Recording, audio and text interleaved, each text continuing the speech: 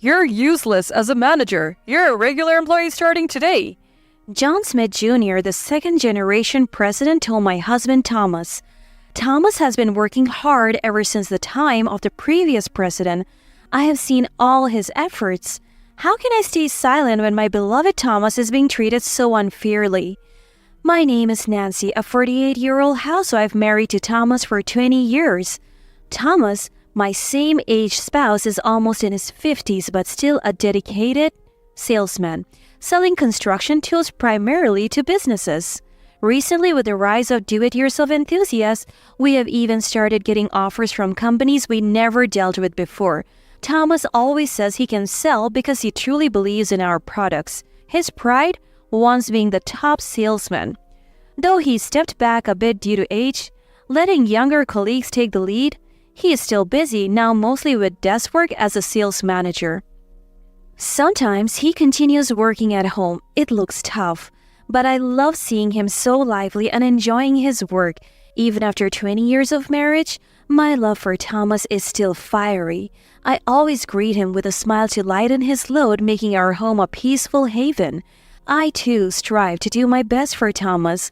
Lately, though, he seemed down, lost in thought or sighing deeply. When I ask what's wrong, he just looks distant. Worried, I wondered if he was having an affair at his age, but then one day, Thomas quietly said, "Maybe I should quit my job." "What?"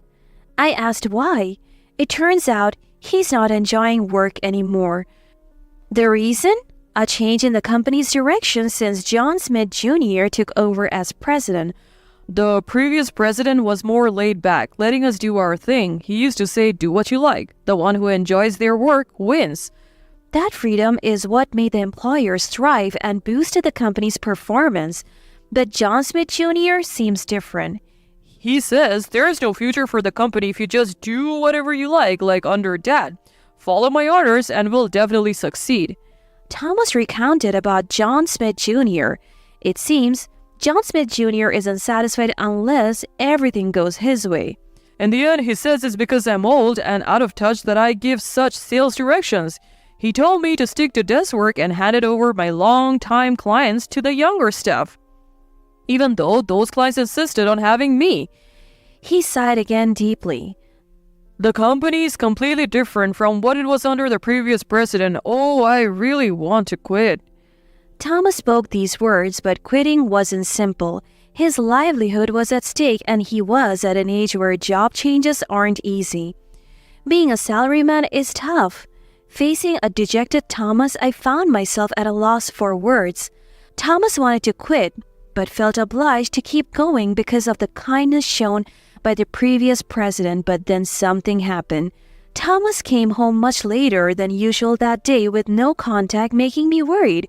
When he finally arrived late at night, I was speechless at the sight of him. His face was ashen and he looked like he could collapse at any moment. "What happened?" I exclaimed. John Smith Jr. made a mistake and caused a huge loss for the company. He said. "What?" I learned that the president himself had taken over a major deal from the sales department. He probably wanted to maintain his dignity as president by handling it personally, but he somehow caused a problem. He was demonstrating a new tool. See it in action at a construction site, he said, and went to a big house being built. Then, while using the tool himself— Wait, he used it himself, not the craftsman? I asked. He was showing how to use it and somehow he destroyed a central pillar. How could that even happen? I was shocked. I wish I knew, he replied. Construction had to start over and our company had to compensate, and the client was furious. We agreed to compensate, but the client's president was still furious. To appease him, we arranged a meeting and then— Then what? A drunk John Smith Jr. pulled off the client's president's hairpiece. What? He pulled off the hair? Does that mean it was a hairpiece? Really? Yes, calling him bald and all. Thomas nodded, nearly in tears. Later, I went to apologize. But that's the president's job. Why did you go? I had been dealing with them from the start. It was always my client. Even if it was your client, the president took over, right? And he's the one who was rude. Why should you apologize? I agree, but the president said it was your client, so you go. I had no choice. When I apologized, they just got angrier that the president didn't come. That's expected, I said. Eventually, the deal was called off. I see. And the president blamed me today, lecturing me for hours. Why? That makes no sense. Thomas's boss, John Smith Jr., was unbelievable. A lengthy lecture until late at night for his own mistake? Unthinkable, incredible. Seeing Thomas so exhausted, my anger towards John Smith Jr. surged. It was heartbreaking to see Thomas so down. I gently placed my hand on Thomas's back. Thomas, it's okay to quit that company. We might earn less, but we can find something else. I'm here too. I only work part-time now, but I could go full-time. Thanks, but I keep thinking about the previous president. It's not the same company anymore. Thomas, you'll be crushed by it. Yeah, you're right. Thomas still seemed hesitant, but then an unavoidable situation arose. The former president, who had handed over the company to his son due to worsening chronic illness, passed away. Despite the care, he died in the hospital. Many employees, it seemed, cried at the funeral. Thomas must have wept too. When he returned from the funeral, his eyes were bloodshot, but his expression conveyed more despair than sadness. Apparently, there was a speech by the representative at the funeral, John Smith Jr., the son. John Smith declared, "A company with Dad's outdated ideas has no future. I've been under Dad's surveillance until now, but I'm going to do things my way from here on. The incompetent will be ruthlessly cut off, so be prepared." Everyone there probably thought, then you should be the one to leave. After all, the most useless and ineffective person at the company is John Smith Jr. This company might be finished. Thomas murmured, a prediction becoming reality. One day, Thomas came home and collapsed at the entrance, whispering, "It's over." I managed to get him to the living room and gave him some warm tea. After calming down a bit, he shared his story. "I've been demoted." What? Why? Thomas was the head of the sales department. The most experienced in the department, he had the most clients. Though John Smith Jr. had taken away his direct responsibilities, Thomas still advised and supported his subordinates. He would step in and ensure deals went smoothly. And now a demotion? Why? Demoted, you mean no longer a manager like a section chief? No, it's worse than that. I've been made a regular employee. What? John Smith Jr. said, "Someone useless like you doesn't need a manager's title. You're just a regular employee from today." What? And he's cut my salary saying, "Be thankful, you're even employed." That's outrageous. He keeps saying I'm no better than a guy with a hairpiece, that he, with a full head of hair, is more competent. It's all nonsense. He's still going on about the hairpiece? Ridiculous. Your hair is real, Thomas, and you have a full head of hair. I was even accused of having suspiciously too much hair. Thomas broke down in tears. What a fool, saying such things to my husband. Let me tell you, even if Thomas's hair thins or falls out, my love for him will continue. Maybe it's you who's worried about your thinning hair, isn't it? Actually, I've been enduring constant snide remarks every day. I've reached my limit. Thomas said, sniffing. He explained that whenever he went to the office, the president would come up to him with comments like, "Must be nice for you, just looking at a computer all day." Or, "What's this client? This is a waste. Stop dealing with them immediately." Or, "Can't even do that. You're useless." It seems he's prone to making such offensive remarks. That's definitely a problem, I exclaimed. It seemed like something worth suing over. If it's that frequent, why not record it? It sounded like evidence could be easily gathered, but Thomas slowly shook his head. Suing would be easy, but thinking about what happens afterwards, if the company were to fail, it would be a disservice to the former president and the other employees. They're all good people. The former president, despite having passed away, was still someone Thomas felt in debt to. And his colleagues, with whom he had shared many ups and downs, Even with John Smith Jr.'s incompetence and tyranny, Thomas's concern for the company was exactly why I fell for him, but still, I couldn't contain my raging anger. Thomas leaving for work every day with a pale face, losing his appetite amidst constant sighs, no longer showing that lovely smile he once had. What could I do for him? These thoughts were running through my mind when I was looking at the newspaper. "Oh, isn't this... Hey Thomas, this is the company next to yours, right?"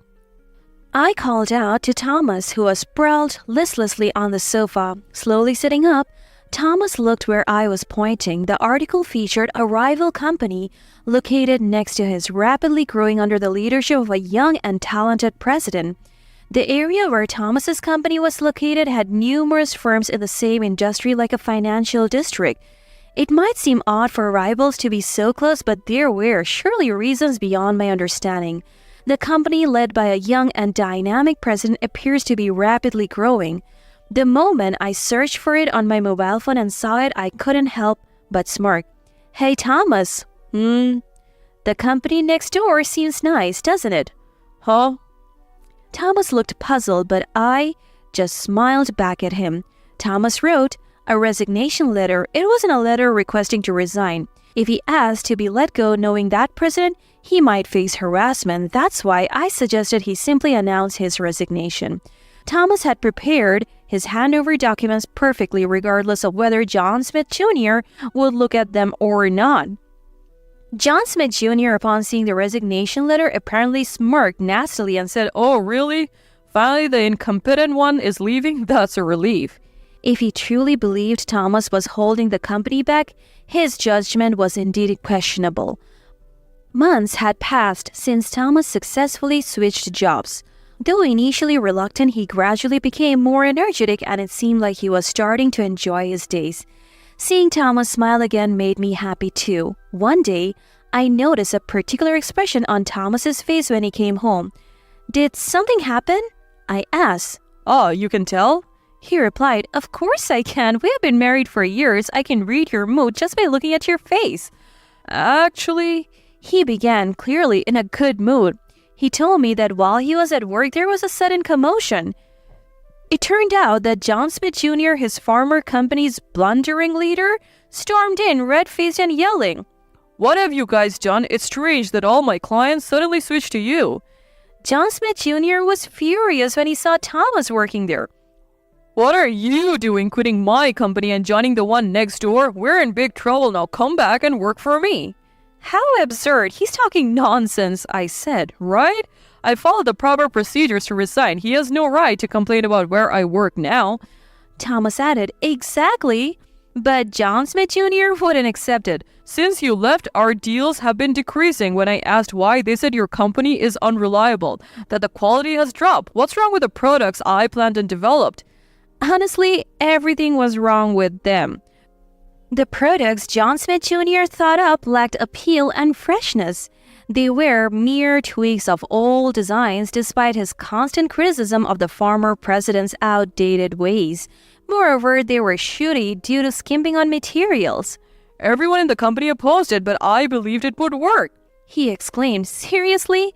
Even with unanimous opposition from his staff? Anyone, even someone inexperienced in business like me, would see that's a bad move." "I thought it was strange that our orders were decreasing. Then the deals started getting cancelled, and now they're all signing new contracts with your company. You must have used underhanded tactics to steal our clients," he accused, red-faced and shouting. "That's a false accusation. We just did our sales work properly, and our products appeal to them," Thomas replied, but John Smith Jr. wouldn't believe it. "Because of this, our sales have plummeted this quarter." "That's unfortunate," Thomas said. "What's with that indifferent attitude? You're still one of my employees." "No, I'm not. When I left, didn't you say it was good that the incompetent one was gone?" Thomas pointed out.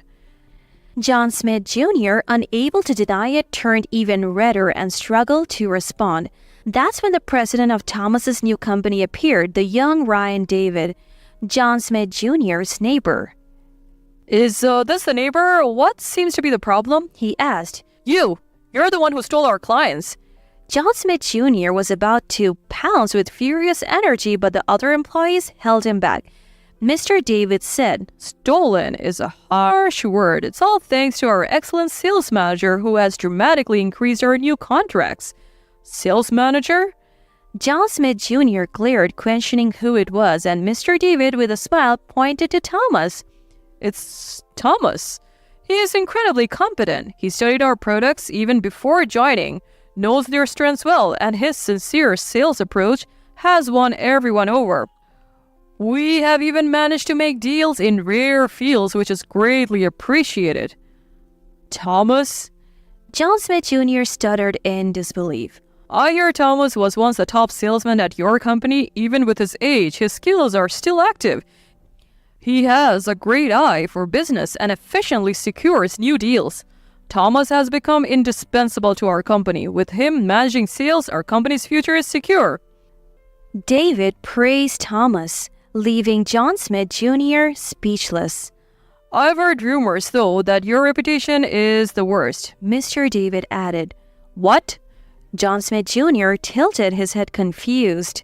"Rumors about you spouting offensive at a drinking party, making your subordinate apologize instead, and further angering the other party?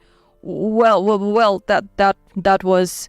John Smith Jr. stuttered. "Recently, I've heard your sales tactics are almost threatening. Many decided to stop dealing with you and wanted to work with us instead." "What?" John Smith Jr. exclaimed in shock. "And there's been a significant decline in your product quality. I heard you push for a product that all your employees opposed. If you don't listen to your employees, do you really need them? I'm the president."